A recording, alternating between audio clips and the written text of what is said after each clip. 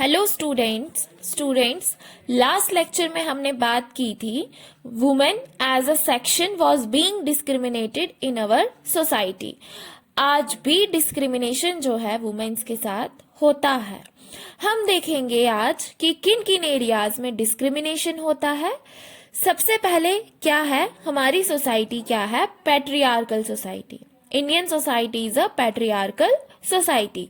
Patriarchal society क्या है? It literally means rule by father, means rule by male. एक ऐसी सोसाइटी जहां पे मेल डोमिनेशन देखने को मिलता है, मतलब ये कंसीडर किया जाता है कि फैमिली में हेड ऑफ द फैमिली कौन रहेगा, डिसीजन मेकिंग पावर किसके पास रहेगी, मेल के पास रहेगी। तो एक फैमिली जहां पे सारे डिसीजंस मेल के द्वारा लिए जाते हैं, तो वैसी सोसाइटी अगर बनती है तो वो होती है पैट्रियार्कल सोसाइटी। तो पैट्रियार्कल सोसाइटी होने के कारण क्या प्रॉब्लम्स फेस करनी पड़ती है? Womens face disadvantage, discrimination and oppression. Patriarchal society है तो हमेशा मेल की बात मानी जाएगी, मेल के पास पावर होगी, तो फीमेल जो है वो बहुत ज्यादा डिस्क्रिमिनेशन फेस करेगी। फीमेल को मेल डोमिनेट करेंगे, फीमेल मेल डोमिनेशन के अंडर उन्हें रहना पड़ेगा। अब किन किन एरियाज में वुमेन को डिस्क्रिमिनेशन फेस करना पड़ता है?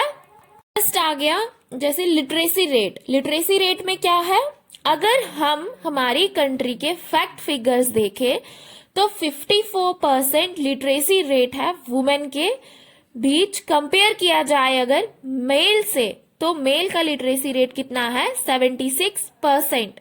तो usually males are having high literacy rate और फीमेल्स की लिटरेसी रेट कम है। और अगर ड्रॉप आउट रेट की भी बात की जाए तो वो फीमेल की ज्यादा है। अब ड्रॉप आउट रेट क्या है? फॉर एग्जाम्पल, एक ही फैमिली के दो बच्चे, एक गर्ल चाइल्ड और एक बॉय, दोनों एक ही क्लास में पढ़ रहे हो, और अगर फैमिली के सामने ऐसी सिचुएशन हो कि एक चाइल्ड की एजुकेशन रोकनी पड़े, तो फैमिली क्या करेगी? गर्ल चाइल्ड की एजुकेशन जो है रोक देगी, चाहे वो पढ़ने में कितनी भी अच्छी क्यों ना हो। क्यों? क्योंकि हमारी सोसाइटी एक पैट्रियार्कल सोसाइटी है। थिंकिंग ऐसी है कि फीमेल को पढ़ा लिखा के क्या करेंगे, उसकी शादी हो जाएगी, एक नए घर चले जाएगी, हमारा सहारा बुढ़ापे का कौन रहेगा? हमारा लड़का रहेगा। तो ऐसी सोच थी। एक्सपेक्टेशंस आर ऑलवेज देयर, जैसे हमने लास्ट लेक्चर में भी मैंने आपको बताया कि एक्सपेक्टेशंस आर ऑलवेज देयर, तो यहाँ पे भी एक्सपेक्टेशंस है। आज हमारी सोसाइटी में चीजें बहुत बदल गई हैं, लेकिन फिर भी आज रूरल एरियाज में कहीं कहीं पे ऐसी प्रॉब्लम्स देखने को मिलती है। उसके बाद आ गया jobs. Women's proportion in high paid jobs is very low, मतलब जो जॉब्स कर रही हैं महिलाएं अधिकतर, तो वुमेन्स की पोजीशन आप देखेंगे तो हाईली पेड जॉब्स जो रहती हैं या फिर हाई वैल्यूड जॉब्स जो रहती है, वहां पे बहुत कम वुमेन्स आपको देखने को मिलेगी। लेकिन अधिकतर मेल्स जो रहते हैं, मेल्स ऐसी जॉब्स पे आके जो है कब्जा कर देते हैं।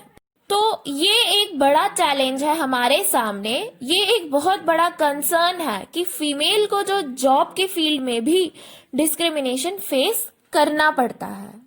उसके बाद नेक्स्ट है रेम्यूनरेशन और सैलरी। इस एरिया पे भी वुमेन्स के साथ डिस्क्रिमिनेशन होता है। इक्वल रेम्यूनरेशन एक्ट 1976, इस लॉ के अकॉर्डिंग क्या है, चाहे मेल हो या फीमेल हो, आपको आपके एम्प्लॉय को बराबर पे करना चाहिए। ये लॉ है, लेकिन ग्राउंड रियलिटी क्या है? लॉ के बावजूद भी अधिकतर ऑर्गेनाइजेशन अपने यहाँ जो फीमेल काम कर रही होती है उस फीमेल को कम पे करती है एज कंपेयर टू मेल। तो मेल्स को सैलरी में भी प्रेफरेंस दी जाती है, सैलरी, वेजेस, हर चीज में प्रेफरेंस मेल को दी जाती है। उसके बाद आ गया फीमेल फोर्टिसाइड। जैसे मैंने आपको बताया कि पैट्रियार्कल सोसाइटी है तो पेरेंट्स प्रेफर टू हैव सन। आपकी फैमिली में अगर कोई बेबी का बर्थ हो रहा है तो फैमिली प्रेफर करती है कि सन हो। इस तरह की सोच जो है वो सोसाइटी में है। इस सोच के चलते क्या होता है कि बच्चा पैदा होने से पहले ही पता लगा लेते हैं कि लड़का है या लड़की है। अगर पता चला कि लड़की है तो अधिकतर ऐसे एक्सीडेंट्स हुए हैं जहां पे अगर ये पता चले कि गर्भ में बच्चा जो है वो फीमेल है तो उसकी भ्रूण हत्या कर दी जाती है, जिसे फीमेल फोर्टिसाइड कहते हैं। तो ये एक बहुत बड़ी प्रॉब्लम है, बहुत बड़ा चैलेंज है। लड़कियों को जो है यहाँ पैदा ही होने नहीं दिया जा रहा। हमारे समाज में ये बहुत बड़ी विडंबना है, जो बताता है कि अभी कितना अपलिफ्टमेंट की जरूरत है। फीमेल एज अ सेक्शन कितना डिस्क्रिमिनेशन उन्हें फेस करना पड़ता है। गवर्नमेंट ने इसे बैन कर रखा है, लेकिन फिर भी चोरी छुपे ये चीजें होती है और इसका इम्पैक्ट जो है वो सेक्स रेशो पर भी पड़ता है। अब सेक्स रेशो क्या है? मीन्स नंबर ऑफ फीमेल्स पर 1000 मेल, मतलब 1000 मेल के कंपैरिजन में कितनी फीमेल्स हैं। तो हमारा जो सेक्स रेशो है वो बहुत ज्यादा बिगड़ता चला जाएगा। कैसे?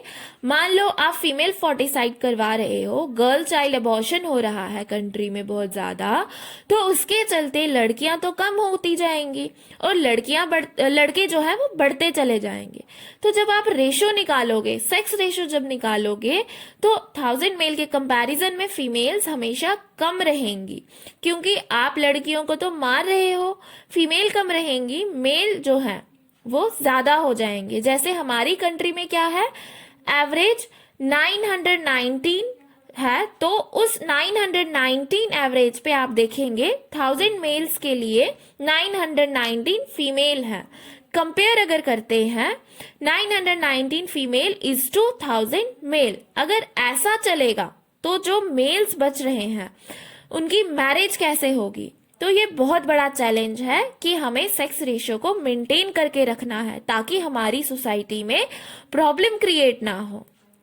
जैसे पढ़े लिखे एरियाज में भी जो है वहां पर भी क्या होता है, औरतों को घर के अंदर भी महिलाएं जो है वो सेफ नहीं होती हैं। उन्हें mental harassment, physical harassment, emotional harassment, इन सारी चीजों को सहन करना पड़ता है। डोमेस्टिक वायलेंस जैसी प्रॉब्लम्स जो है वो देखने को मिलती हैं।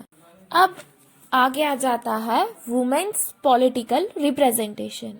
अब अगर हमें इस डिस्क्रिमिनेशन से बचना है, डिस्क्रिमिनेशन को खत्म करना है, तो क्या करना पड़ेगा?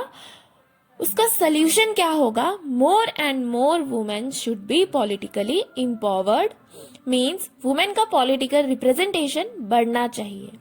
बहुत सारी प्रॉब्लम्स हैं तो सल्यूशन भी होना चाहिए। तो सल्यूशन क्या है? More women as are elected representatives.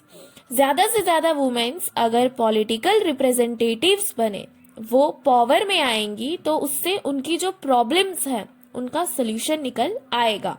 लेकिन यहाँ पे एक समस्या है, क्या कि आप इलेक्टेड रिप्रेजेंटेटिव्स बनाने की बात तो करते हैं, लेकिन अगर हम अपनी कंट्री में देखें कि वुमेन कितना पार्टिसिपेट कर रही है एज अ रिप्रेजेंटेटिव, तो वो बहुत कम है।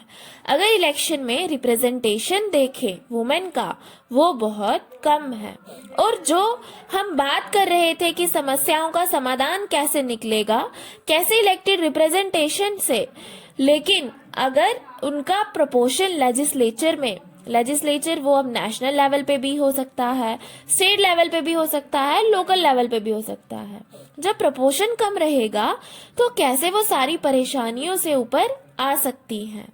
जब वुमेन पॉलिटिकली एम्पावर होगी, ज्यादा पावरफुल होगी, तो वो अपने सेक्शन के बारे में कुछ अच्छा सोचेगी, वुमेन एज अ ग्रुप के बारे में कुछ करने की कोशिश करेगी। इस कारण से हमारे जो थिंकर्स हैं, फिलोसफर्स हैं या पॉलिटिकल साइंटिस्ट्स हैं, उनका ये मानना है कि इन सारी परेशानियों से अगर ऊपर आना है तो वुमेन का ज्यादा से ज्यादा पॉलिटिकल रिप्रेजेंटेशन होना चाहिए। 2014 के डाटा के अकॉर्डिंग लोकसभा से सिर्फ 12% वुमेन्स का ही पार्टिसिपेशन था। वही स्टेट असेंबली में सिर्फ 5% वुमेन का रिप्रेजेंटेशन है। अगर वर्ल्ड वाइड कंपेयर किया जाए तो हमसे पिछड़े कंट्रीज भी अगर हैं तो उन कंट्रीज में भी वुमेन का रिप्रेजेंटेशन वहां की पार्लियामेंट में ज्यादा है। वर्ल्ड वाइड अगर एवरेज देखा जाए, एवरेज कितना निकलता है? 23.5%। मतलब वर्ल्ड में टोटल एवरेज निकाल रहे हैं हम, तो वर्ल्ड की टोटल एवरेज 23% कौन होती है? तो वर्ल्ड की महिलाएं होती हैं। जो नॉर्डिक कंट्रीज हैं, पोल्स के पास वाली कंट्रीज है, यूरोपियन कंट्रीज है, वहां पे ये रिप्रेजेंटेशन 43% तक जाता है। तो वर्ल्ड एवरेज से भी अगर कंपेयर किया जाए तो हमारी एवरेज बहुत कम है। तो ये सारी चीजें बताती हैं कि जो प्रॉब्लम को ओवरकम करने का सल्यूशन है इलेक्टेड रिप्रेजेंटेटिव का, वो समाधान हमारे यहाँ फेल हो रहा है। कंडीशन बहुत बुरी कंडीशंस है। ऐसा नहीं है कि कुछ बुरा है तो हम उम्मीद छोड़ दें। We should be optimistic. एक सोल्यूशन क्या निकाला जा सकता है कि लीगल प्रोविजंस हो जाए, लीगली बाइंडिंग प्रोविजंस हो जाए। मतलब कि ये मैंडेटरी हो जाए कि वुमेन के लिए इतना सेक्शन रिजर्व कर दे इलेक्टेड बॉडीज में। मतलब स्टेट लेजिस्लेचर हो गया, सेंट्रल गवर्नमेंट हो गई, यहाँ पे वुमेन का एक स्पेसिफिक प्रपोर्शन फिक्स कर दिया जाना चाहिए, लीगली बाइंडिंग कर दिया जाना चाहिए। सोल्यूशन ये हो सकता है। अब जैसे हमारा जो पंचायती राज सिस्टम है, जो 1992 में बदलाव लाए थे, कॉन्स्टिट्यूशन में अमेंडमेंट्स किए गए थे, वुमेन्स के लिए सीट्स रिजर्व करी थी। कितनी? 1/3 सीट्स रिजर्व करी थी urban and rural local bodies में। तो जब ये सीट्स रिजर्व करी तो इससे हम क्या अचीव करने की कोशिश कर रहे हैं कि वुमेन्स का पॉलिटिकल रिप्रेजेंटेशन हो, ताकि वो अपने सेक्शन के वेलफेयर के लिए कुछ प्रोग्राम्स, पॉलिसीज अडॉप्ट कर सके। इस तरह से वुमेन ऑर्गेनाइजेशंस की डिमांड है कि जिस तरह से आपने पंचायती राज सिस्टम पे, लोकल लेवल पे ये रिजर्वेशंस लाए हैं, उसी का एडवांटेज ये है कि जब 1/3 सीट्स रिजर्व कर दी गई, लगभग 10 लाख महिलाएं इंपावर हुई हैं पूरे देश में 10 लाख रिप्रेजेंटेटिव्स जो हैं वो महिलाएं हैं लोकल लेवल पे। तो यहाँ यही डिमांड थी कि इस तरह का reservation Lok Sabha and state assemblies में भी होना चाहिए। इसके लिए स्टेप लिया गया है। इस प्रपोजल के साथ एक बिल पेश किया गया था, पार्लियामेंट में पास भी हुआ था, राज्यसभा में पेंडिंग है। तो इस तरह का प्रपोजल वाला बिल अभी भी पेंडिंग है। तो वुमेन्स जब एंटर करेंगी पॉलिटिक्स में तो उससे क्या होगा? उनका वेलफेयर होगा, डिस्क्रिमिनेशन खत्म होना तय है। अब एक सवाल ये है कि पॉलिटिक्स में जेंडर डिस्क्रिमिनेशन को अगर आप रेज करते हो तो क्या वो सही रहेगा? सही रहेगा इस केस में। क्यों? क्योंकि यहाँ पे एम्पावरमेंट देखने को मिल रहा है। 10 लाख वुमेन्स अगर पावर में है तो क्यों? क्योंकि इस इश्यू को हमने पॉलिटिकली हाईलाइट किया है। अब जब हम कास्ट, रिलीजन, जेंडर के बेसिस पे डिविजन्स को गलत ठहराते हैं तो फेमिनिज्म सही कैसे है? फेमिनिज्म डोमिनेशन की बात नहीं करता, वो इक्वालिटी की बात करता है। इसीलिए फेमिनिज्म सही है। तो जो जेंडर एंड पॉलिटिक्स वाला जो सेक्शन है, जो जेंडर एंड पॉलिटिक्स वाला पिलर है, वो यहाँ खत्म होता है। नेक्स्ट में हम बात करेंगे रिलीजन, कम्युनलिज्म एंड पॉलिटिक्स की।